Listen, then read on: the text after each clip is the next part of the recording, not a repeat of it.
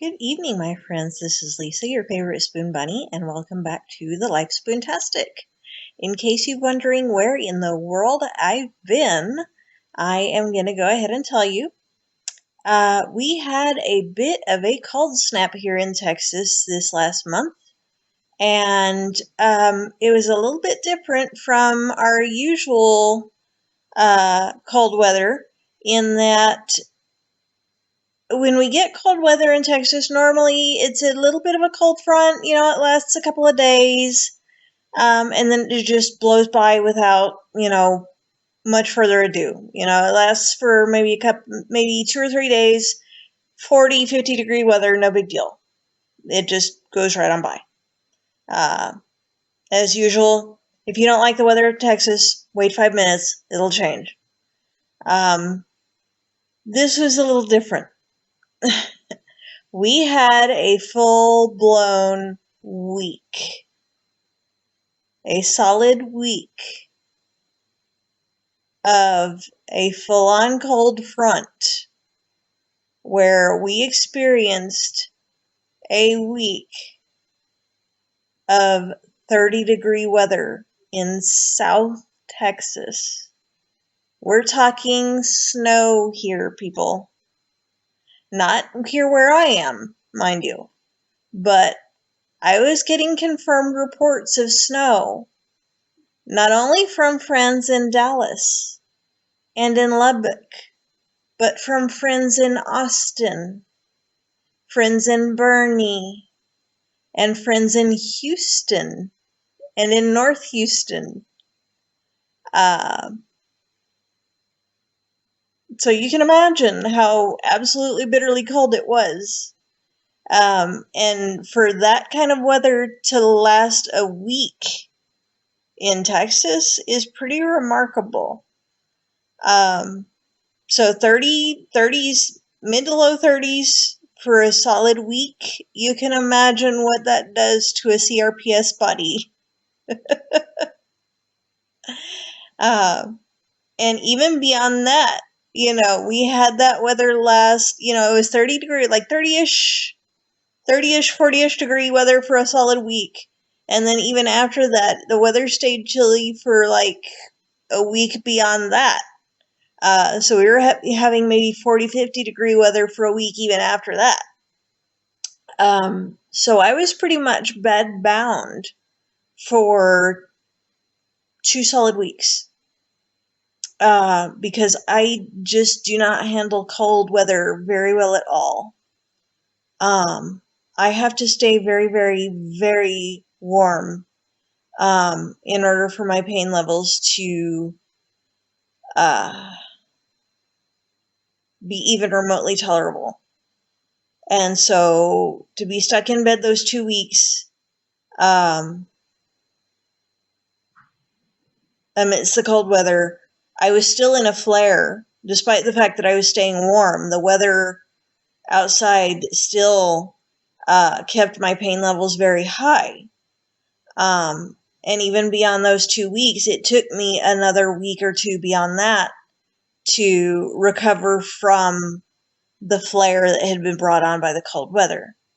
So you can imagine, just being involved in a flare that lasted 1 to 2 weeks and then taking 1 to 2 weeks to recover from the flare itself.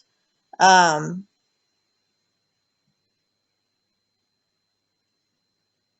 guess I sort of got into a little bit of a funk.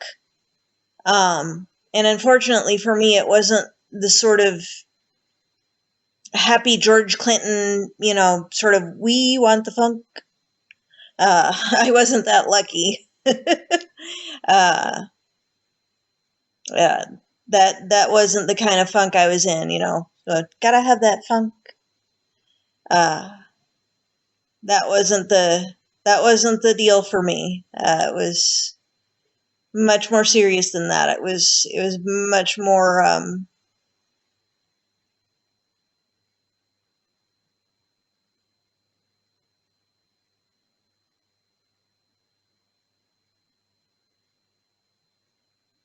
I'm looking for the word and I apologize.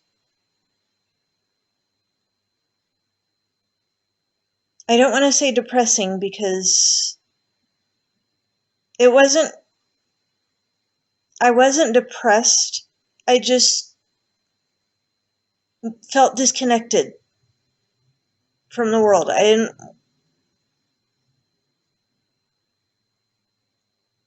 don't know quite how to put it, honestly. I felt like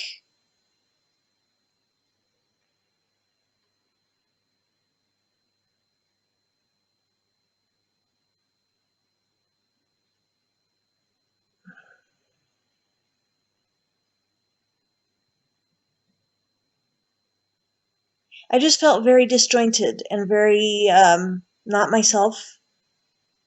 And having been in that flare in recovery for a solid month, I felt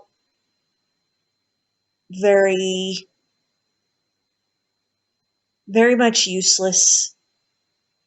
And I ended up having to go through my grieving process again, grieving the loss of my healthy self.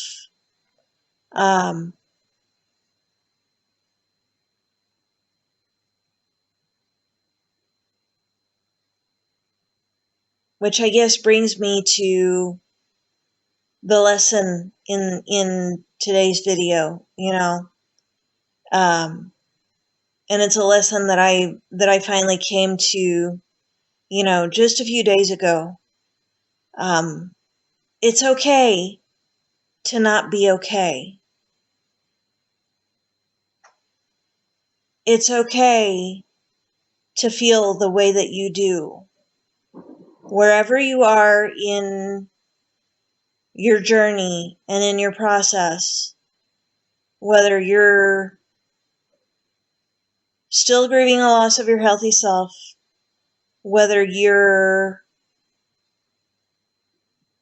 in a flare or in a funk, or whether you're sort of just biding your time until you're okay again, it's okay to not be okay.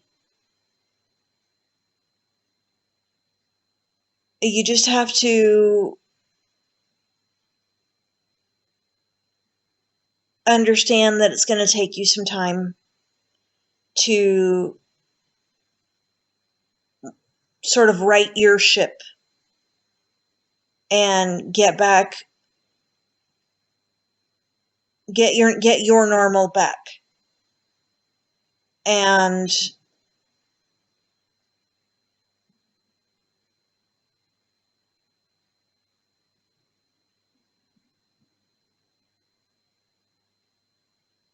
there was a bit of guilt involved, I guess,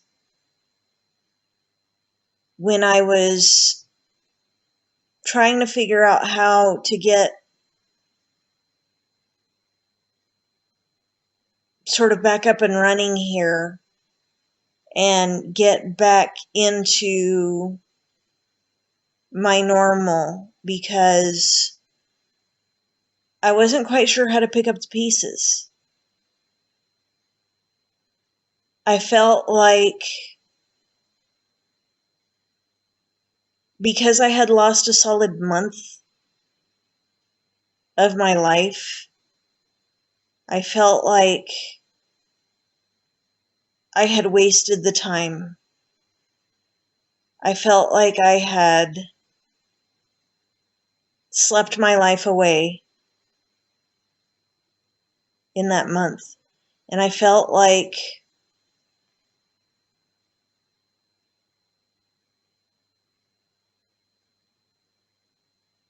I had done myself and my family a disservice, that I hadn't been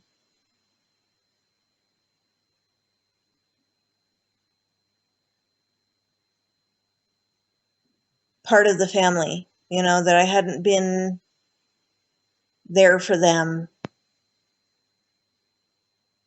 and that I had just been sort of this useless lump for so long. And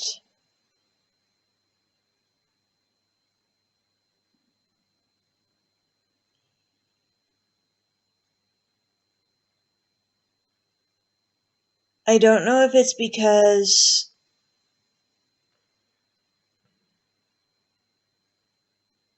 I'd been sort of a physical and emotional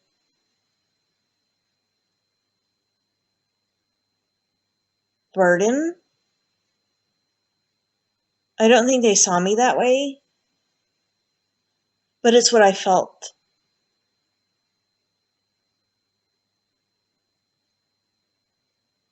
And it was hard to overcome that feeling. But then you have to sort of reassess and reframe it and think, well, if you hadn't taken the time to rest and recuperate, and if you hadn't taken the time to gather yourself and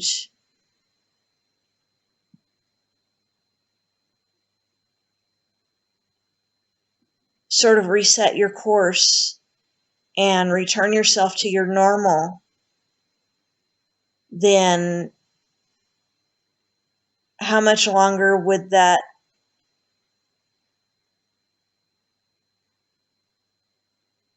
disjointedness and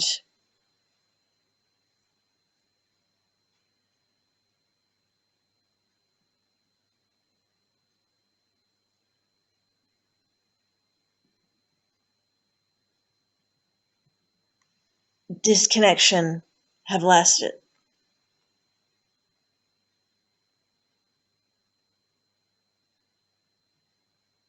So I guess it's a balancing act. You have to find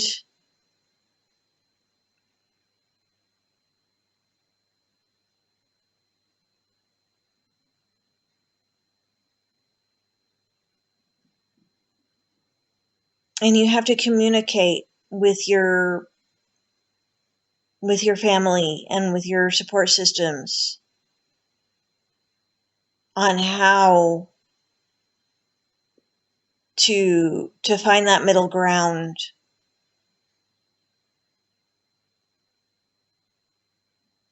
on how they can help you take care of you while at the same time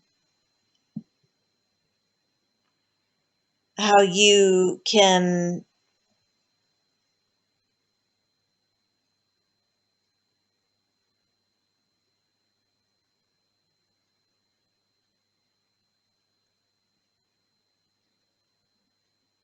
ease their, and I hesitate to use the word burden again, but it's the only word that seems to serve purpose here. Um,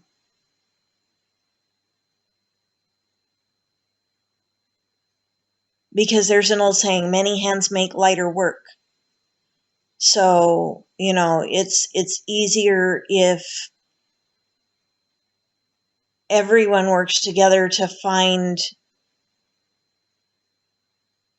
ways to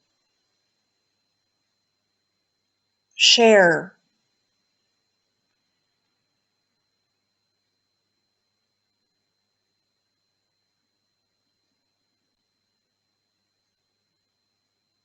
the things that need to be done. But at the same time, you have to take care of yourself, because you can't pour from an empty cup. You can't care for your family when you have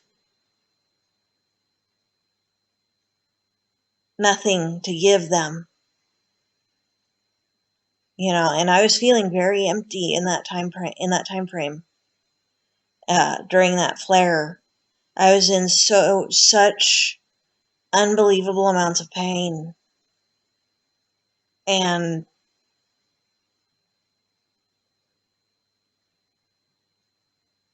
I honestly couldn't tell anyone because my husband worries. He worries enough. I couldn't have him worrying any more than he does. He would have, if he worries anymore, I'm afraid he'd risk himself a heart attack, to be honest. I can't put him through anymore. So, that's the lesson for the day is, it's okay to not be okay. Just take the time that you need to correct your course and make sure that, your little sailboat gets going back in the right direction. All right. So that's where I've been. Hopefully it won't be so long before you hear from me again, my friends. Until next time, this is the Spoon Bunny signing off. May your spoons be plenty and your troubles be few. Have a great night.